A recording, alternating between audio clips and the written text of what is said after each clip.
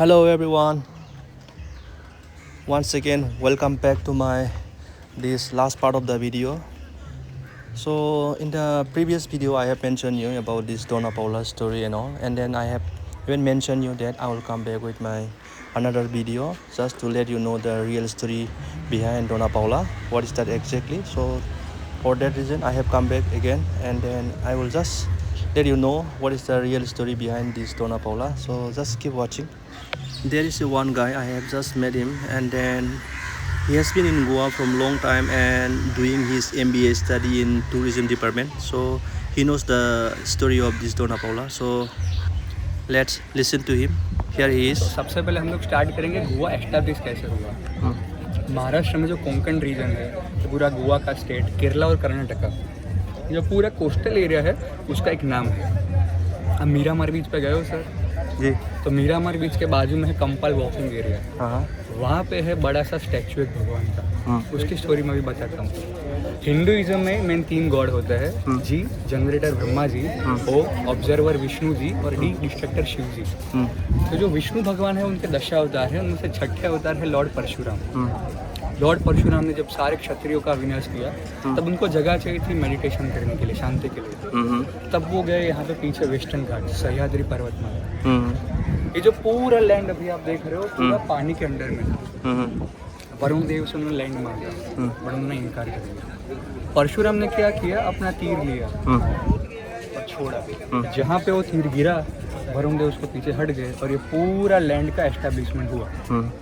तो पूरे कोंकण, गोवा, केरला, कर्नाटक का जो कोस्टल बेल्ट है उसको कहते हैं परशुराम क्षेत्र या फिर परशुराम भूमि।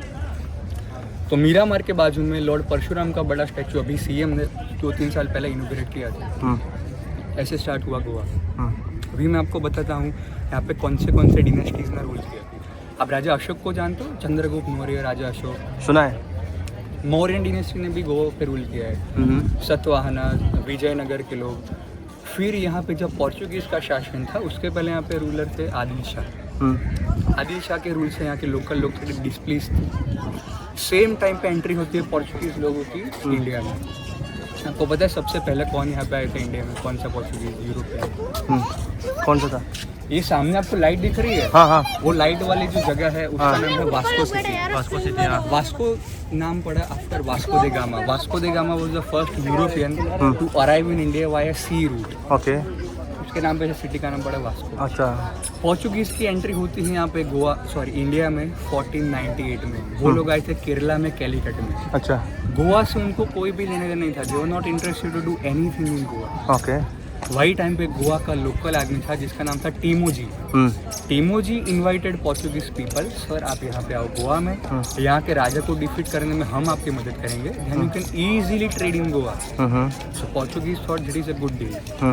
यहाँ पे एग्जैक्ट पीछे की साइड से यह है मांडोवी नदी का एंट्रेंस। ओके। तो वहाँ पीछे से Portuguese entered the Goa very first time in the year 1510।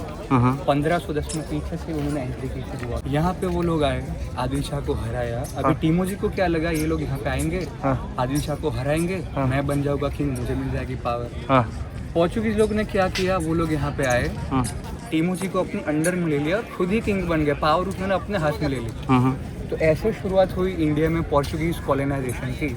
साल था 1510, 1510। आप गैस कर सकते हो उन्होंने कितना रूल किया होगा इंडिया पर कितने सालों तक? They ruled for 451 years. Wow. Britishers ruled for around 190 years. Okay. Mughal ruled for around 350 years. Okay. Portuguese ruled for 451 years, the longest. 451 and the longest year they have. And they were the last one to leave India. Okay. उसके बाद क्या? Which was the year they leave Goa? 1961. 1961. उसके Okay. पर भी हम लोग आके कैसे वो लोग गए। अभी मैं आता हूँ ये जगह पे। इस जगह पे स्टैचू देख रहे हैं? हाँ, ये इस तरह से अभी डोना पाला में। हाँ, डोना पाला में। जैसा है कि यहाँ पे आप लोगों को पूछते हो तो वो आपको एक स्टोरी बताते हैं। डोना और पोला दोनों अलग अलग आदमी थे, दोनों लवर थे, मिल नहीं पाए। तो वहाँ पे बीच से वो लोग गए और सुसाइड कर दिया। But it is a fake story, real story नहीं है। मैंने रिसर्च किया तो मुझे सच पता चला। इंग्लिश में मैं आपको बोलता हूँ, आपका नाम क्या है सर? इलिया। इलिया, Yes. Okay. If I have to give respect to you in English, I would say Sir Ilya. Yes. Portuguese में मुझे आपको रिस्पेक्ट देनी हो, सो आई से डॉन इलिया। अच्छा, डॉन इलिया। लेडी है हाँ। तो डोना। डोना, अच्छा। If it is male then it is Don. Don. If it is female then it is Dawn. Dona. Okay okay तो पॉला नाम की लड़की थी, हाँ। Very respectable lady. ओके। वहाँ पे पीछे की साइड, हाँ। यहाँ सर्कल से लेफ्ट साइड जाते हो, जो गोवा के स्टेट का सबसे बढ़िया घर आता है। अभी गोवा का सबसे टॉप का आदमी वहीं पे रहता है, राजभवन। अभी भी है? अभी भी रहता है। राजभवन पे? गवर्नर ऑफ गोवा है वो। हाँ, राजभवन। राजभवन। हाँ हाँ। तो वहाँ पे सालों पहले रहती थी डोना पोला। उसके पापा थे वाइसरॉय एरिया के। ओके। जो पूरा एरिया था वो उनके अंडर में आता था। अच्छा। उसका हस्बैंड भी था जिसका नाम था डॉन एंटोनियो। दोनों मैरिड थे हैप्पीली। और डोना पोला की जो डेथ हुई, not because of suicide, she died of natural illness. Natural illness. Okay. And her body is buried inside the chapel of Raj Bhavan even present day. तो आज भी अगर Even now? बॉडी चाहो तो राजभवन के अंदर वो बरीड की गई है। अच्छा। उसका टूर हर सैटरडे को लगता है राजभवन। अच्छा, हर सैटरडे को? टाइमिंग है? आफ्टरनून में स्टार्ट होता है, आपको ऑनलाइन बुकिंग करना रहता है राजभवन गोवा की साइड से। Okay okay okay okay. तो जो डोना पोला थी, she was a very wealthy lady, very respectable lady. और उसने क्या किया, यहाँ पे लोगों का भला किया, लोगों को डोनेट किया, सोशल वेलफेयर, चैरिटी। लोगों ने उसकी डेथ के बाद ये एरिया का नाम उन पे रख दिया, in because of her memory, okay. Not because she did a suicide and हाँ good woman, that's why the area is named after her. हाँ हाँ तो ये है स्टोरी डोना पोला की। अभी जो स्टैचू दिख रहा है आपको, हाँ उनकी स्टोरी ये है कि जो दो स्टैचू देख रहे हैं, हाँ, देखा। जो बड़ा स्टैचू है वो देख रहा है वो डायरेक्शन में। आप गैस कर सकते हो वो साइड कौन सी दिशा होगी, नॉर्थ, साउथ, ईस्ट या वेस्ट?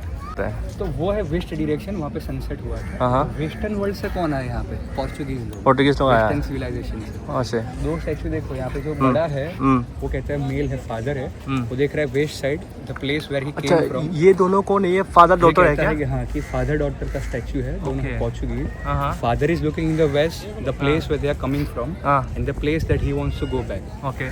बट ये जो नई जनरेशन है वो देख रही है ईस्ट में, जहाँ पे आपका घर है। पूरा स्टेट इंडिया, पूरा इंडिया का वो साइड कंट्री, जहाँ पे हम सीधे जाते तो अफ्रीका को हम रीच कर देंगे, हम एंड है अभी India. China, Japan, Pacific country, पूरा वो साइड में। तो eastern world is the place where they want to gain their footprints in civilisation, place they want to capture. That's why younger generation is looking in that direction. Okay. So that is the meaning of the statues, not that they are lovers and they are doing. So what was that we have heard? It is a fake news. See, any place you go, people will make up stories to attract tourists. If you Okay. put something spicy, people will be attracted more. So this is the story circulating, but the reality is she is buried right over there in Rajbhavan. Okay.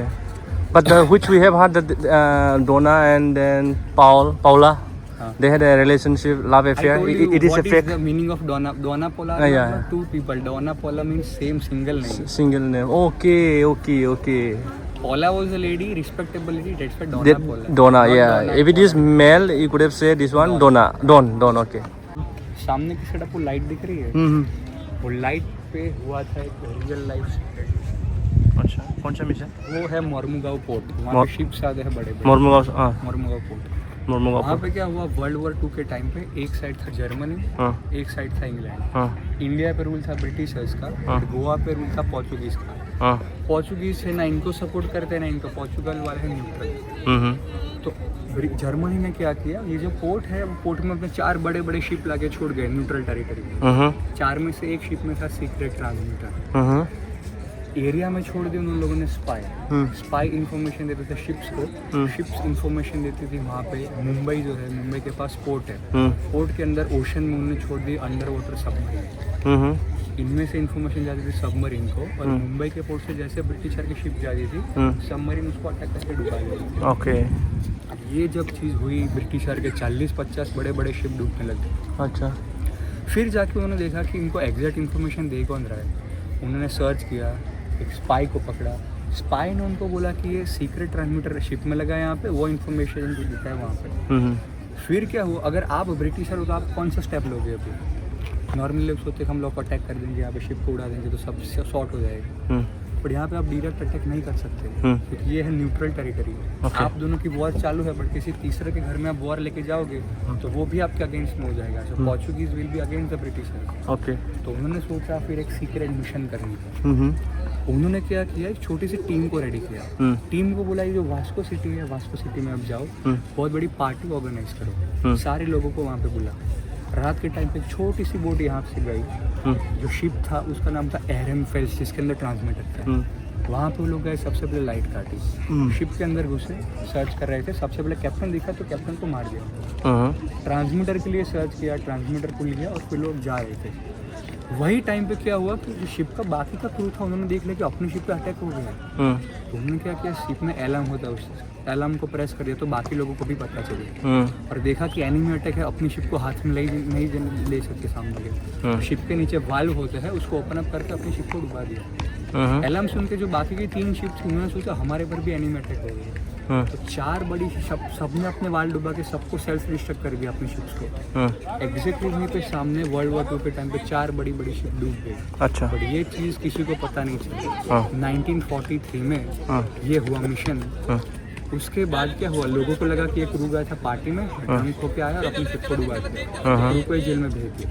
35 years तक के पूरा mission secret रहा। तो 78 में जाके Britain government ने पूरा open किया कि हमने कुछ किया है। हॉलीवुड ने उस पर मूवी बनाई operation C wolves. Operation C wolves real life movie ये जगह पे बेस्ड है। तो ये हमको पता ही नहीं किसी को कि हमारे यहाँ पे ऐसे कुछ हुआ है। उसके बाद हुआ 1961 में ऑपरेशन विजय। गोवा को मिला liberation under from the Portuguese.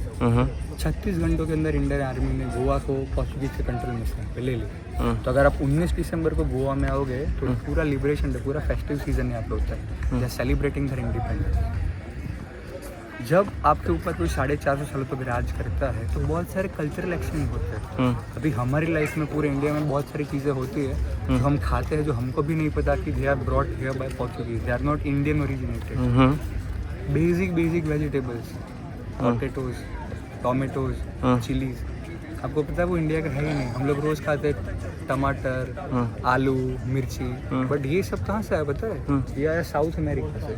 South America में ये सब उगता था, वहाँ पे पोर्चुगीज की कॉलोनी थी ब्राज़ील। तो ब्राज़ील से ये लोग यहाँ पे लाए। यहाँ पे क्या उगता था? स्पाइसेस, मसाले, black pepper, cinnamon, silk, Ivory, ये सब पूरा कल्चरल एक्शन ट्रेडिंग हुआ। यहाँ पे गोवा में सबसे फेमस है cashew.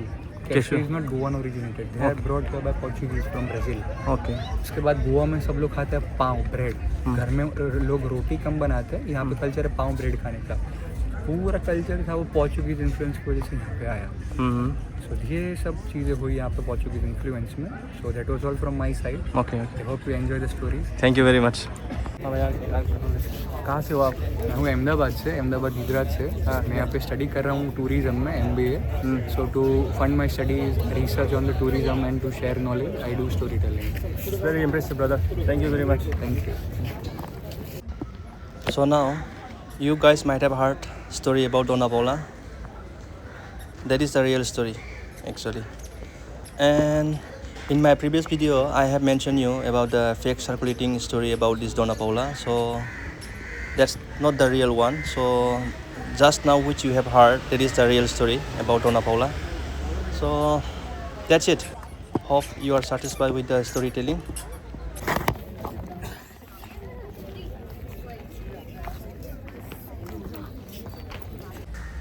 So now you people can see it is almost dark and I also have to go back to room. And for today it is enough, and really thank you everyone for your patiently watching the video, and then see you in the next video. Till then, take care, tata, bye bye, see you soon.